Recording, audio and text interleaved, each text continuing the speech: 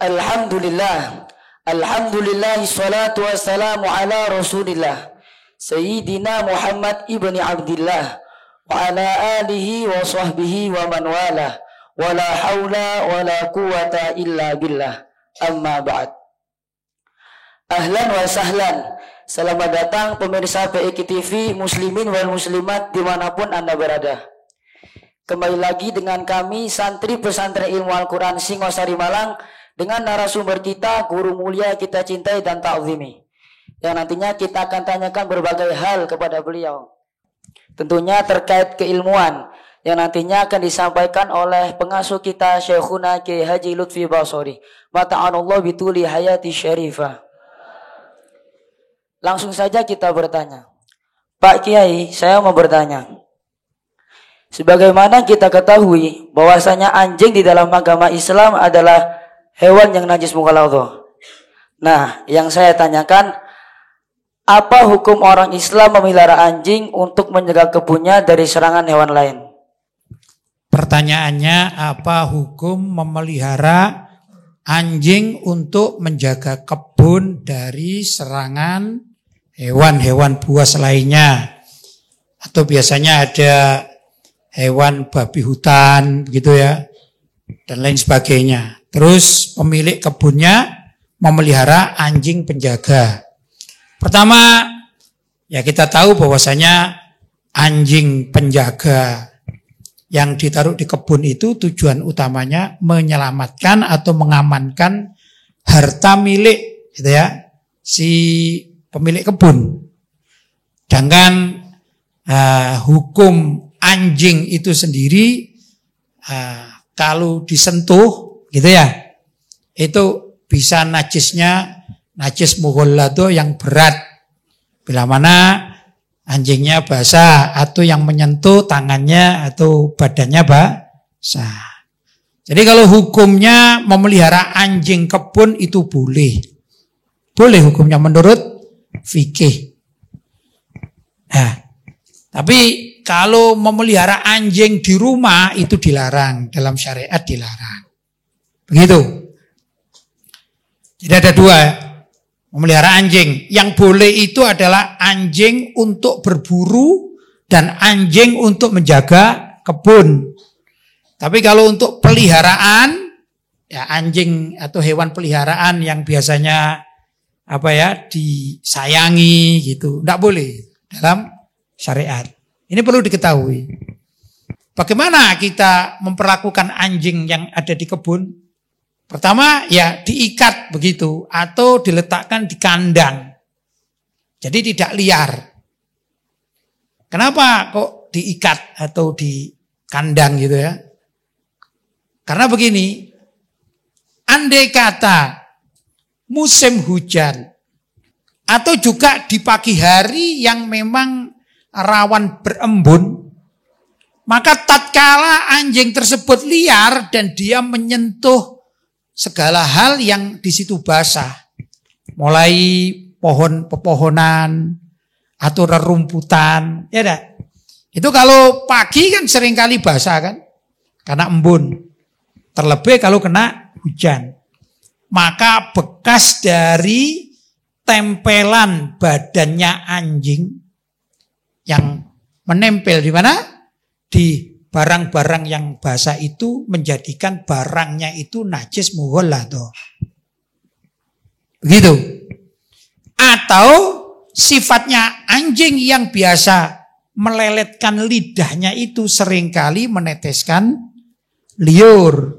Dan liurnya ini namanya najis mughalladhah. Ya.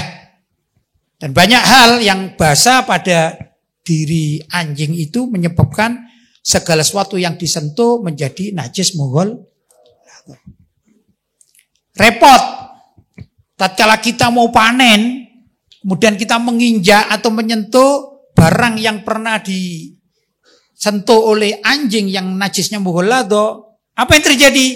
Tatkala badan kita juga basah, entah oleh keringat atau oleh air, maka badan kita menjadi ikut najis mughalladhah.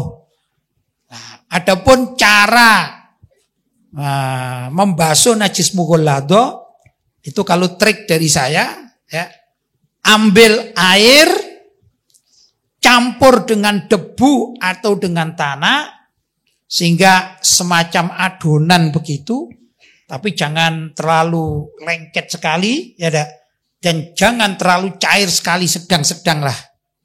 Maka adonan itu dioleskan di badan yang sekira terkena najis mughalladha.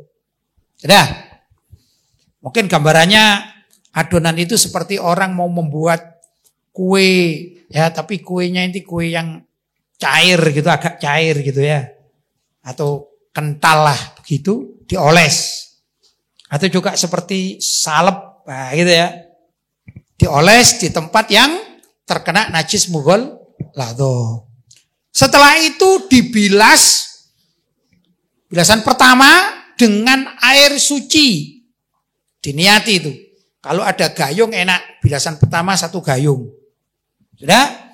Tapi kalau ada keran ya diniati. Ini bilasan pertama saya sudah dapat 1 gayung itu pertama. Kemudian diangkat, kemudian dimasukkan lagi ya atau disiram lagi untuk yang kedua kali. Demikian seterusnya sampai 6 kali.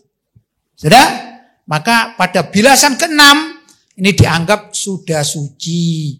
Karena tata cara menghilangkan najis mughalladha adalah disiram 7 kali, salah satunya dicampur dengan debu. Yang paling enak adalah membuat adonan debu dengan air terlebih dahulu.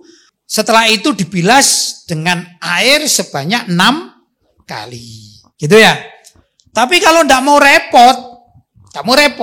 Karena orang ke kebun itu kan bukan setahun sekali kadang-kadang. Bahkan bisa seminggu sekali. Kalau setiap minggu dia terkena najis mughalladha gimana? Repot juga kan? Setiap minggu membuat adonan gitu. Sulit juga. Padahal kebiasaan orang itu tidak suka. Ya enggak? Membuat adonan, mencuci 7 kali. Orang kehidupan itu suka praktis. Maka yang terbaik anjingnya itu diikat atau diletakkan di kandang. Begitu. Tapi kalau mau yang praktis lagi, enggak usah pelihara anjing. Baik anjing pemburu maupun anjing penjaga kebun, lebih-lebih anjing yang ada di dalam rumah tangga. Karena kita adalah beragama Islam yang tidak memperkenankan atau membuat aturan-aturan yang ketat terhadap seekor anjing. Begitu ya. Nah, ada metode-metode untuk mengamankan kebun, yaitu kalau kebunnya diserang oleh hewan-hewan liar, bisa saja kita menyewa penembak jitu misalnya, pemburu-pemburu hewan. Ya, kan ada gitu. Nah, kalau kita bisa nego mereka, maka mereka diberi kesempatan untuk masuk di kebun kita yang kebun itu banyak datangi oleh hewan-hewan liar, suruh aja nembak, kan begitu. Aman. Atau juga ada kebun yang saya tahu beberapa hektar itu kebun kopi namanya.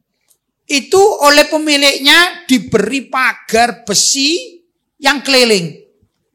Kebun kopi. Ini ada di Banyuwangi. Bahkan seingat saya itu lebih dari 15 hektar. Yang unik karena kebun kopi ini, maka pemiliknya juga memelihara luwak atau musang. Sehingga setiap hari si pemilik ini mengambil kopi hasil dari kotoran luwak yang dimakan itu. Maka jadilah pengusaha kopi luwak. Itu laris. Begitu ya. Jadi ada manfaat. Dan sekarang di tengah hutan miliknya atau di tengah kebun kopi miliknya itu ada kafe kopi luwak. Alhamdulillah saya sudah pernah datang ke sana dan juga mensurvei, melihat, bertanya, dan saya akhirnya kenal baik. Begitu caranya. Jadi kebunnya itu dipagar oleh pagar kawat. Kemudian pemiliknya beli luwak, asal beli luwak di pasaran itu, yang murah-murah, yang masih garang-garang, terus dilepas. Sehingga luwaknya menjadi luwak yang liar dan bisa berproduksi menjadi kopi luwak, dan hasilnya ini juga luar biasa. 1 cangkir kopi luwak itu dijual seharga Rp50.000. Nah, ini jadi konglomerat baru atau usaha baru. Itu orang-orang yang berpikir cerdas, berpikir modern dan kreatif. Daripada pelihara anjing yang banyak muskilah, banyak masalah dalam kajian hukum Islam. Pak Kiai, semisal pada masa pandemi ini ada orang Islam yang tidak kuat akan ekonomi yang terus menurun dan akhirnya ia pun bunuh diri. Yang saya tanyakan adalah, apakah orang Islam yang bunuh diri itu bisa masuk surga? Pertanyaannya, apakah orang Islam yang bunuh diri itu bisa masuk surga? Itu pertanyaannya ya. Mungkin karena pandemi, karena ekonomi, atau juga frustasi karena cinta bertepuk sebelah tangan dan lain sebagainya. Begitu. Boleh orang Islam yang bersyahadat, kemudian dia mati bunuh diri. Ini pertanyaannya, apakah dia bisa masuk surga? Tetap bisa. Tetap bisa masuk surga selagi orang tersebut bersyahadat, imanan, betul-betul iman, wa ikhlas, ya, beriman dan ikhlas dari hatinya. Bukan pura-pura. Kalau orang munafik kan bersyahadatnya pura-pura. Ini bukan, memang orang Islam betulan. Tapi masalahnya dia matinya bunuh diri, kan gitu. Tetap bisa masuk surga. Tetapi orang yang bunuh diri itu dosanya besar, maka kelak sebelum masuk surga dia akan dimasukkan neraka untuk beberapa waktu. Begitu ya. Hanya saja menurut hitungan sebagian ulama mengatakan bahwa hitungan 1 hari di akhirat itu sama halnya dengan 1000 tahun di dunia.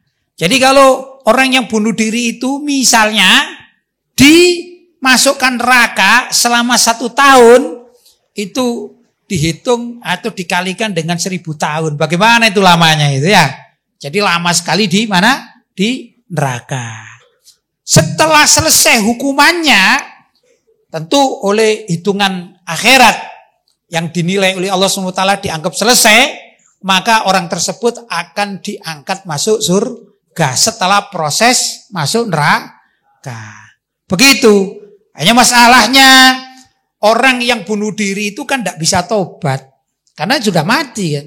Beda maksiat-maksiat yang lain. Maksiat-maksiat yang lain itu selagi dia masih hidup, selagi rohnya masih belum sampai tenggorokan atau kerongkongannya, maka orang-orang yang maksiat itu diberi kesempatan oleh Allah untuk bertobat. Jika tobatnya diterima oleh Allah SWT karena tobatan nasuha, maka segala macam dosa yang dilakukan itu bila Allah menghendaki juga bisa diampuni. Beda orang yang bunuh diri, namanya juga bunuh diri, mati tidak bisa tobat. Ya dah. Nah, maka orang yang mati bunuh diri bisa masuk surga pada akhir-akhirnya nanti, tapi terlebih dahulu masuk neraka. Begitu. Ya. Baik. Pak Kiai, apa hukum orang mengantarkan barang haram ke orang lain? Dan apakah jasa pengantarannya juga haram?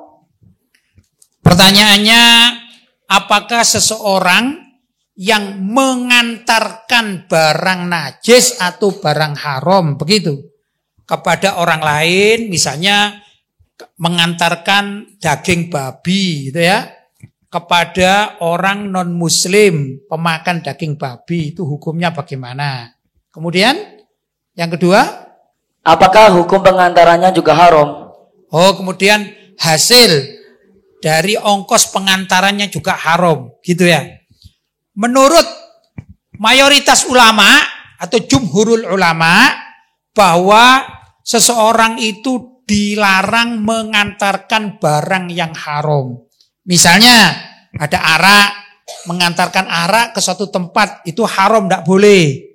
Mengantarkan babi ke suatu tempat atau untuk dimakan juga tidak boleh. Menurut mayoritas pendapat para ulama. Begitu. Antara lain mazhab Maliki, mazhab Syafi'i, mazhab Hambali itu mengharamkan seseorang bekerja untuk mengantarkan barang yang haram. Begitu. Apa itu barang yang haram? Macam-macam. Minuman keras, makanan-makanan yang najis yang tidak boleh dimakan. Ya, juga misalnya, mohon maaf ini mengantarkan seorang wanita ya untuk berhubungan dengan orang laki-laki non mahram gitu ya, atau perzinaan misalnya, itu juga haram, tidak boleh. Paham ya? Yang ngantarkan loh ini. Kalau pelakunya sudah maklum, yang memakan barang yang haram sudah jelas, tapi ini pengantar atau misalnya jasa pengantar, Gojek misalnya. Ya, gimana? Tetap haram, tidak boleh. Paham? Itu kalau diketahui barangnya barang haram. Tapi kalau tidak diketahui, misalnya ada daging babi yang kering, kemudian pemiliknya itu memanggil Gojek, kemudian mengirim kepada seseorang pembeli. Kalau tidak tahu bahwa ini adalah barang haram, entah itu narkoba, entah itu apa tadi, daging babi, arak, tidak tahu, ya tidak apa-apa. Namanya juga nggak tahu, dia tetap halal karena memang dia jual jasa untuk pengiriman barang. Begitu.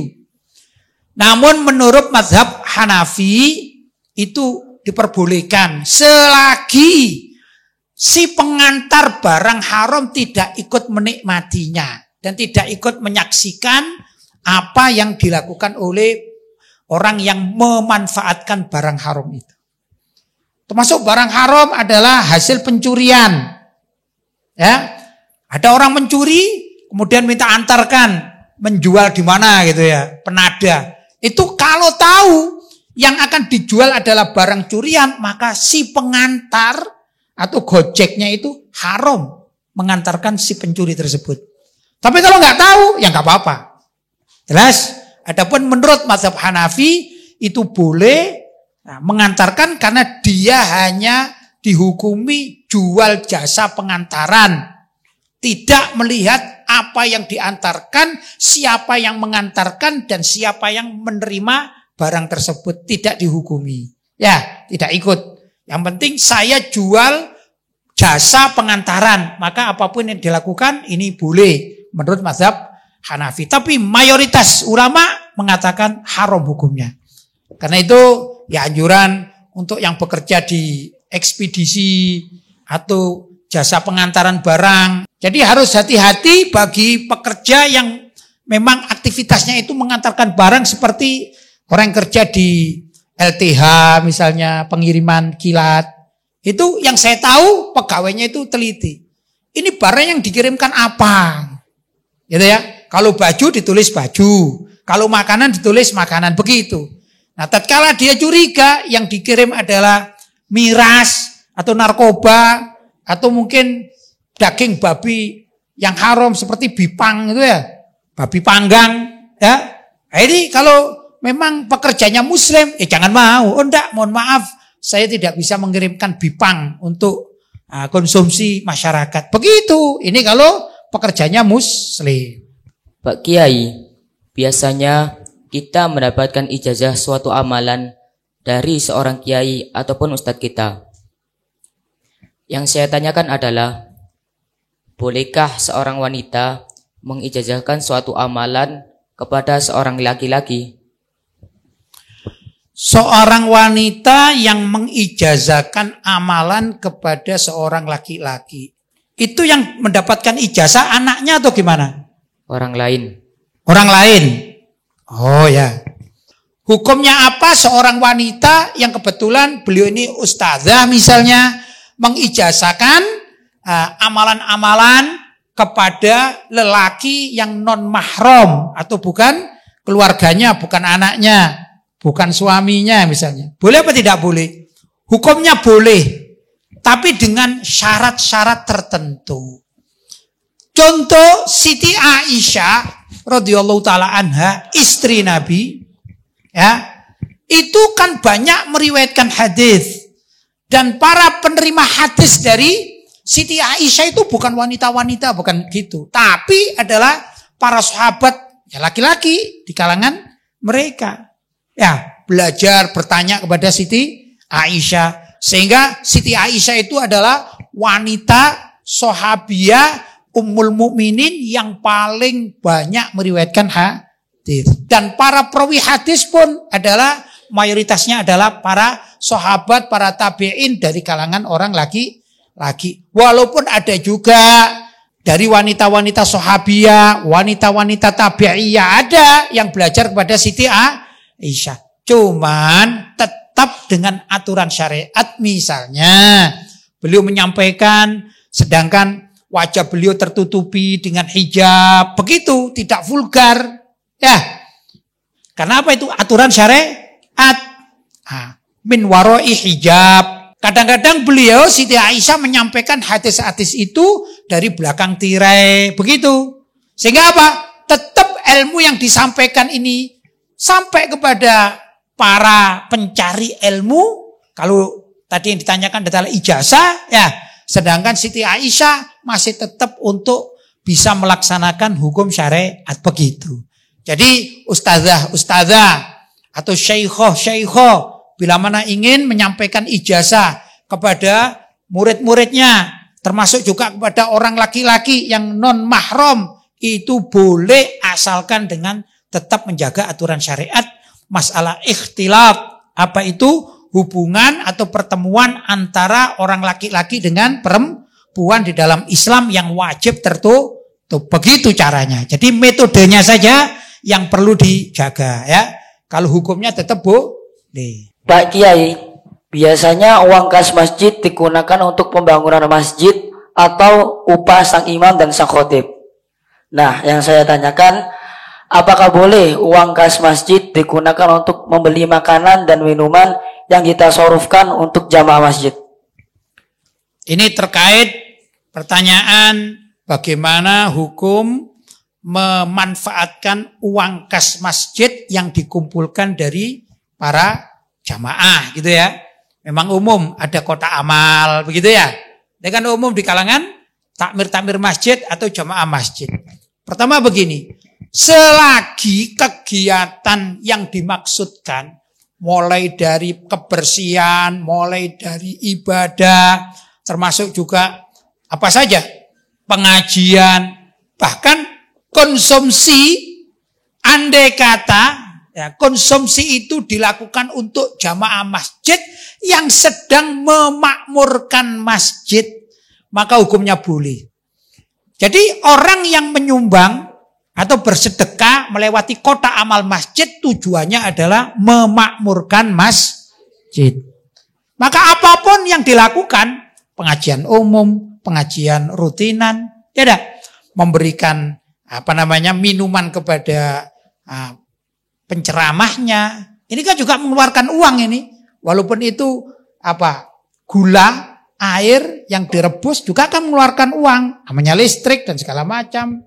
Ya, ini semua adalah pengeluaran uang. Itu boleh diambil dari kas masjid selagi kegiatannya di dalam lingkungan masjid dan tujuannya untuk memakmurkan masjid, boleh. Tapi alangkah bijaksana. Ini saran dari saya kepada para takmir-takmir masjid itu menulis atau mengadakan yang namanya kotak amal itu ada identitasnya. Begitu. Misalnya kotak amal pembangunan, itu satu. Sehingga orang atau masyarakat atau jamaah yang ingin konsentrasi dalam pembangunan masjid, maka sumbangannya dimasukkan kepada kotak amal pembangunan. Ya. Kemudian ada lagi kotak amal administrasi. Apa itu? Misalnya tentang bayar listrik, bayar PDAM, gitu ya.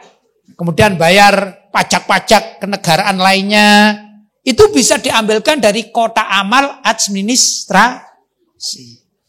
Kemudian ada juga kotak amal pengajian atau kegiatan keagamaan. Maka diambil nanti seluruh kegiatan yang sifatnya pengajian, diambillah mulai dari bisyarah atau pemberian saku kepada sang pembicara, penceramah atau dai-nya atau ustadznya, diambil dari situ. Ya.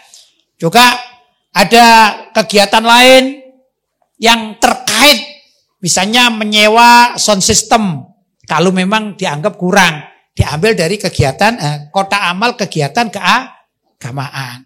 Kemudian juga ada kotak amal lain, misalnya kotak amal konsumsi, begitu.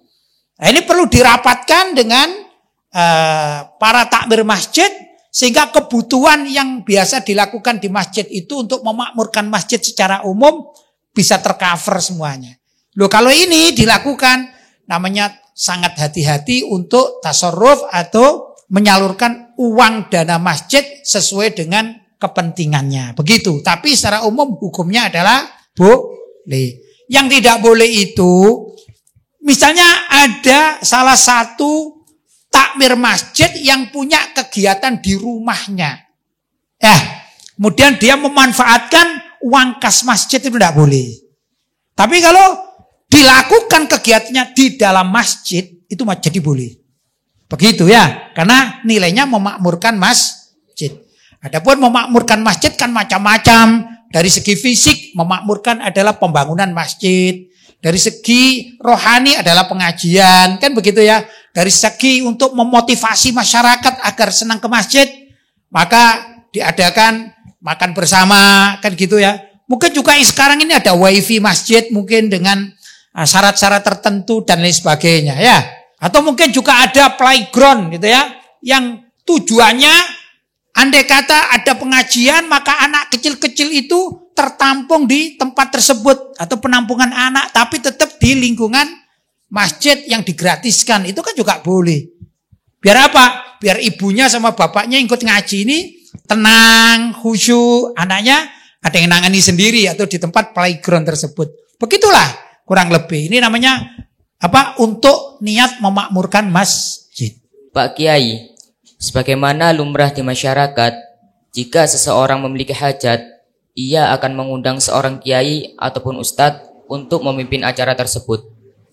Yang saya tanyakan adalah, bagaimana pendapat Pak Kiai terkait seorang kiai ataupun ustadz yang memasang tarif undangan semisal untuk tahlil atau membaca Al-Quran?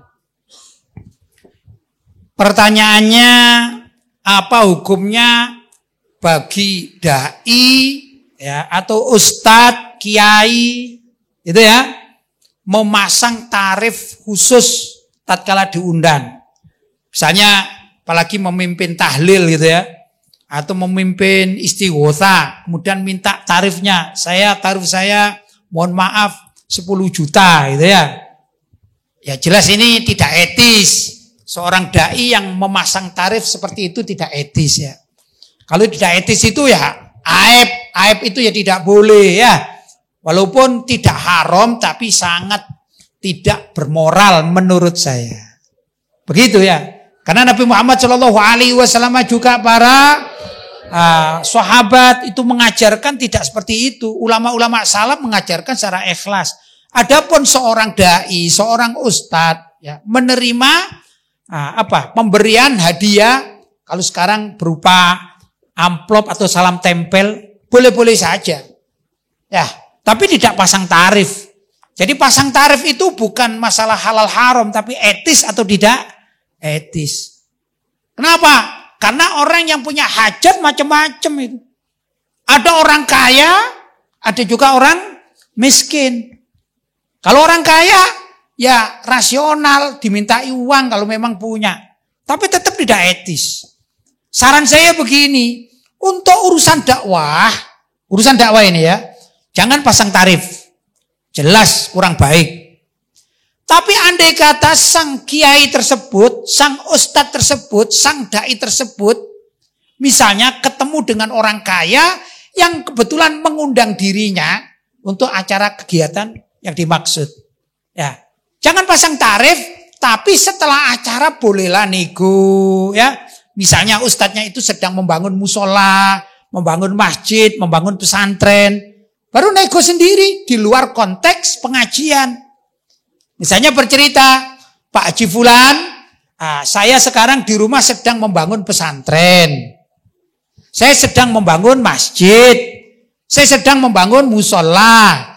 Barangkali Pak Haji ingin membantu menjadi donatur Itu boleh. Ya, tidak memaksa. Tapi kalau pasang tarif kan begini. Kalau mengundang saya wajib bayar 10 juta. Kalau tidak 10 juta saya tidak akan hadir. Itu kan begitu jadinya. Karena pasang tarif. Ini aib. Aib bagi seorang dai. Ya. Jadi anjuran saya khususnya untuk para santri yang mengaji pada saya. Di mana saja berada. Kalau suatu saat kalian diangkat oleh Allah SWT menjadi dai-dai, menjadi orang-orang yang bisa bermanfaat ilmunya, ya. Jangan sekali-kali pasang tarif, aib. Jangan sekali-kali pasang tarif tertentu, aib. Ya enggak?